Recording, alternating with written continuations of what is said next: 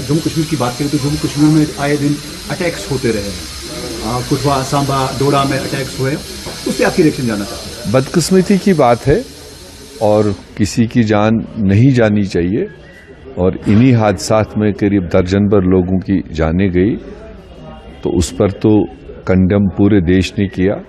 मगर सवाल ये है, ये इंसिडेंट्स फिलहाल इस पिछले हफ्ते 10 दिन में ऐसे एरियाज में हुए कि जो पीक मिलिटेंसी में भी सुरक्षित माने जाते थे। रियासी जैसा एरिया, शिवखोरी जैसा एरिया या कुठवा जो ऑल टाइम मॉनिटरिंग में रहता है, तो ऐसे एरिया में जब आज इस तरह के अटैक्स हुए हैं तो ये एक गंभीर सिचुएशन है। ऐसे में जो भारत सरकार ने पिछले 5 साल से देश को गुमराह करने के लिए ये बताया कि जम्मू कश्मीर अब पीसफुल है, जम्मू कश्मीर में हम सब ठीक किए, और इन्हीं स्लोगन्स के साथ साथ आपको याद होगा राजौरी में 15-20 दिन एनकाउंटर चला, बहुत नुकसान हुआ, हासिल कुछ नहीं हुआ। उसी तरह से पिछले साल इन्हीं दिनों आपने देखा कि कुकरनाग एरिया में साउथ कश्मीर में मतलब हाई रैंकिंग ऑफिसर्स का शहादत हुआ, और उसके साथ साथ कुछ इक्के दुक्के वाक़ात तो चलते रहे। उसके बाद ये जो बड़ा वाक़ा हुआ है, तो इसके बाद भारत सरकार जम्मू कश्मीर की अंदरूनी सिचुएशन पर पर्दादारी करे, ये मेरे ख्याल से मुनासिब नहीं है। उनको माइन्यूटली देखना चाहिए, और एक तरफ वो कहते हैं पीसफुल है, एक तरफ इस तरह के हादसात है।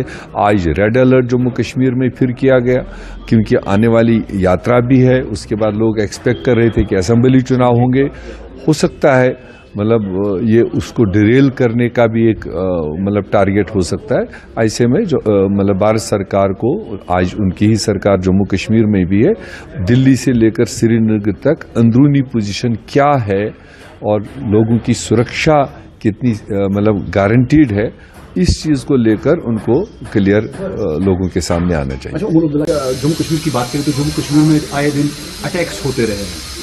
कुटवा, सांबा, डोडा में अटैक्स हुए, उस पर आपकी रिएक्शन जानना चाहते हैं। बदकिस्मती की बात है और किसी की जान नहीं जानी चाहिए, और इन्हीं हादसात में करीब दर्जन भर लोगों की जानें गई, तो उस पर तो कंडेम पूरे देश ने किया।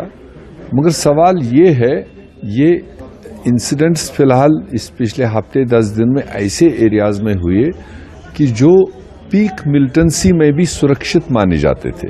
रियासी जैसा एरिया, शिवखोरी जैसा एरिया या कुठवा जो ऑल टाइम मॉनिटरिंग में रहता है, तो ऐसे एरिया में जब आज इस तरह के अटैक्स हुए हैं तो ये एक गंभीर सिचुएशन है।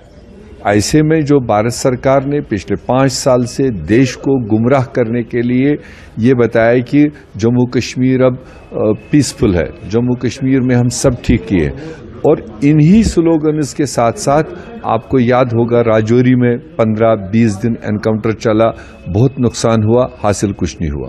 उसी तरह से पिछले साल इन्हीं दिनों आपने देखा कि कुकरनाग एरिया में साउथ कश्मीर में मतलब हाई रैंकिंग ऑफिसर्स का शहादत हुआ, और उसके साथ साथ कुछ इक्के दुक्के वाक़ात तो चलते रहे। उसके बाद ये जो बड़ा वाक़ा हुआ है, तो इसके बाद भारत सरकार जम्मू कश्मीर की अंदरूनी सिचुएशन पर पर्दादारी करे, ये मेरे ख्याल से मुनासिब नहीं है। उनको माइन्यूटली देखना चाहिए, और एक तरफ वो कहते हैं पीसफुल है, एक तरफ इस तरह के हादसात है।